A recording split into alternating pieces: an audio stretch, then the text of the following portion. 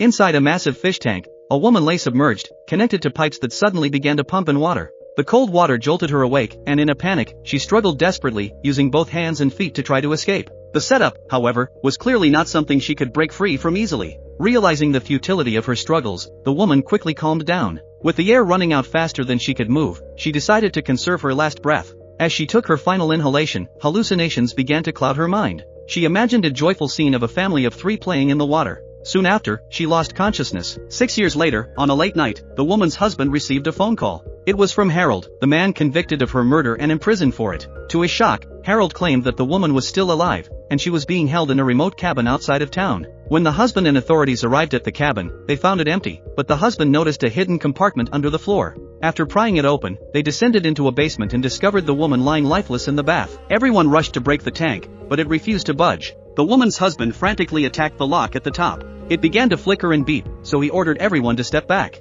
The lock fell off soon after, and they hurriedly pulled the woman from the tank. She was still alive. By the time she was rushed to the hospital, reporters had already surrounded the scene, and news outlets were broadcasting her miraculous rescue. The woman's name was Emily, a federal agent who had mysteriously vanished 6 years earlier while investigating a serial killer case. At the time, Harold had confessed to her murder, but the FBI couldn't gather enough evidence to prove it. Now, 6 years later, she had reappeared alive, but the scene at the cabin yielded no useful clues, not even any fingerprints. The water pipes had been rigged with a timer, and the water contained hallucinogens, along with some kind of nutrients. It was unclear how long she had been trapped in the tank. If it had truly been 6 years, her skin would have long since deteriorated. Even stranger, Harold, who was still imprisoned, denied having called Emily's husband. A thorough search of his cell and prison surveillance footage proved inconclusive. There was no evidence he had made the call. And now, with Emily alive, it seemed Harold's confession was invalid. Despite the evidence suggesting Harold's innocence, Emily's husband remained convinced that Harold had been involved in her captivity and refused to accept his release.